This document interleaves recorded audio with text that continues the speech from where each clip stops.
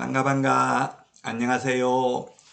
해커스 3회 모의고사 세 번째 시간 21번 문제부터 보도록 하겠습니다. 금지행위 직접 거래와 관련해서 틀린 것입니다. 정답은 3번이 되겠습니다. 이 직접 거래를 해도 그 거래계약 자체의 효력은 유효합니다. 판례에 의하면. 그래서 효력이 발생하지 않는다라고 해서 X가 되겠습니다. 효력은 발생합니다. 따라서 정답은 3번이 되겠습니다. 직접 거래해도 계약이 무효가 되는 것은 아닙니다.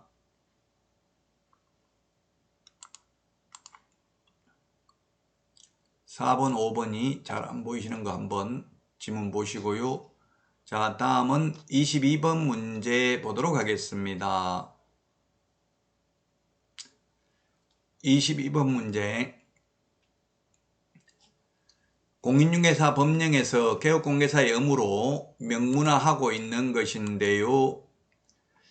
고용신고해야 됩니다. 업무 개시 전에 고용관계 종료신고는 사후 10일 이내에 해야 됩니다. 그 다음에 계약서 작성해서 쌍방교부하고 5년 보존해야 됩니다. 그런데 중개보수영수증은 보존할 의무도 교부할 의무도 없습니다.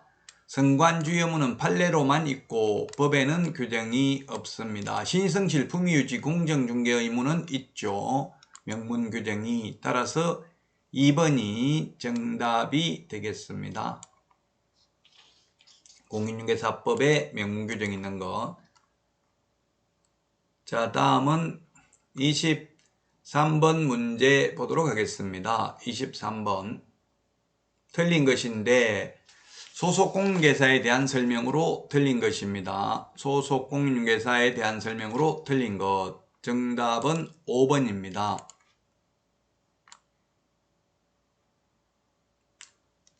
소속 공인중개사로 고용되었던 자가 고용관계 종료신고된 날부터 1년 이내에 다시 개업공개사로서 중개사무소 개설 등록을 하고자 하는 경우에는 실무교육을 이수할 의무가 있다 했는데 없습니다.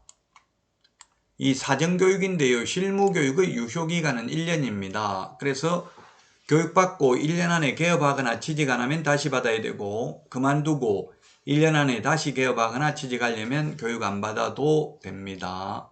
따라서 5번이 정답이 되겠습니다. 다음은 24번 문제입니다. 자격 취소되는 것으로 가장 옳은 거 됐는데 답은 5번이네요. 우리 부양지역 이렇게 했죠. 자격 정지 기간 중에 업무한 경우 자격 취소고요. 그 다음에 1번 부정한 방법으로 등록하면 절대적 취소, 자격 취소 처분을 받고 계속해서 중개업을 하면 무등록 중개업자죠. 그 다음에 등록증 양도대회 하면 등록 취소고요. 그 다음에 4번은 징역형인데 이법, 즉 공인중개사법으로 징역형을 받아야 자격 취소입니다. 따라서 5번이 정답이 되겠습니다. 다음은 25번 문제입니다. 소속 공인중개사 자격 정지에 해당하는 것으로 옳게 묶은 것입니다. 자격 정지에 해당하는 것. 자, 기억 뭡니까? 이거 금지행위 중개보수 초과해서 받았으면 자격정지 사유 맞네요. 그 다음에 니은 자격정지 기간 중에 이중소속이 되었으면 이거는 니은은 자격 취소 사유입니다. 니은은 자격 취소 사유고요. 디귿 인장 등록 위반하면 자격정지 맞네요. 인장 등록 자격정지 맞고요. 그 다음에 리얼에 확인설명서 작성 교부하지 않는 경우 했는데 확인설명서 작성 교부 의무는 개업공개사에게만 있고요. 업무정지 사유일 뿐이고 자격정지 사유 아닙니다. 그래서 리얼도 틀렸고 미음 계약서에 당해물을 수행하고도 서명 날인하지 않는 경우에는 자격정지 사유가 맞습니다. 따라서 정답은 3번이 되겠습니다. 3번. 자격 정지 사유에 해당되는 것입니다.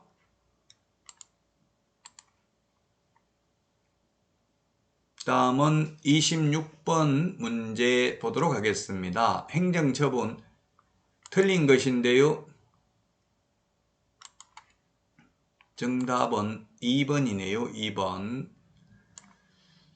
을개업공개사는 금품 초과 수수로 업무정지 6개월 처분을 받고 바로 폐업한 후 1년이 경과되어 다시 등록하였다. 1년이 경과되면 업무정지는 그 사유가 발생한 날로부터 1년 지나면 다시 업무정지 못하죠. 근데 이미 업무정지 처분 받았잖아요. 그래서 이런 경우 2번이 틀린 정답이네요. 이런 경우에는 행정처분을 할 수 없습니다. 업무정지 안 받은 것도 아니고 이미 받았고 또 1년 지났네요. 업무정지 사유에 해당돼도 폐업기간 1년 초과하면 업무정지 처분할 수 없고요. 그 다음에 제척기간은 3년이죠. 업무정지는 그 사유가 발생한 날로부터 3년 지나면 업무정지 처분을 할 수 없습니다. 2번이 틀렸고요. 4번, 5번 안 보이니까 여러분들한테 한번 읽어보시고요. 다음은 27번 문제 보도록 하겠습니다. 27번.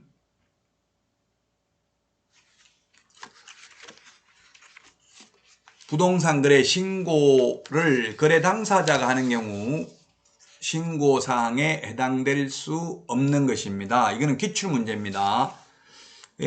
답은 5번이죠. 5번. 개업공개사 인적사항은 개업공개사가 신고할 때만 하는 것입니다. 거래 당사자 직거래인 경우에는 개업공개사가 없기 때문에 개업공개사 인적사항을 적을 수가 없죠. 따라서 5번이 정답이 되겠습니다. 다음은 28번 포상금 지급 대상이 되겠습니다. 포상금. 네, 1번 포상금, 우리 공인중개사법상 포상금 지급 대상은 무부양 광시공시입니다. 무부양 광시공시. 그래서 무등록, 부정한 방법으로 등록, 양도되어 개업공개사가 아닌 자가 광고한 경우, 개업공개사가 시세에 부당한 영향을 미치는 행위, 공동중개 제한, 누구든지 시세에 부당한 영향을 미치는 행위를 한 경우가 되겠습니다. 자, 그래서 5번이 정답이 되겠는데요. 틀린 거 5번. 하나의 사건에 여러 명의 신고자가 있는 경우에는 포상금 지급받을 자들이 배분 방법에 관하여 미리 합의하여 신청을 해야 된다. 꼭 합의를 해야 되는 건 아닙니다. 합의를 하면 합의된 방법에 의해서 지급을 하고요. 합의가 안 되면 균등하게 배분을 하죠. 그래서 5번이 틀렸습니다. 29번 100만 원 이하의 가태료 처분 대상이 아닌 것입니다. 100만 원 이하의 가태료 처분 대상이 아닌 것인데 정답은 4번이 되겠네요. 개업공개사가 폐업 신고한 후 계속해서 업무를 하면 무등록 중개업자니까 요거는 3년 이하의 징역이나 3천만 원 이하의 벌금 대상이 되겠습니다. 정답 4번이 되겠습니다. 자, 다음은 30번 문제 보도록 하겠습니다. 30번. 이행강제금에 대한 내용인데요. 이행강제금, 허가받은 자가 허가받은 목적으로 사용하지 않는 경우 이행강제금을 부과하는데요. 이용 목적을 지금 변경한 경우입니다. 이용 목적을 변경하면 5%, 1번이 정답이 되겠습니다. 임대하면 7%, 2번이고요. 방치하면 10%, 기타 7%죠. 이행강제금, 정답은 1번이 되겠습니다. 자, 이번 시간 여기까지 하고요. 쉬었다가 다음 시간에 찾아뵙겠습니다. 수고하셨습니다. 안녕히 계세요. 안녕.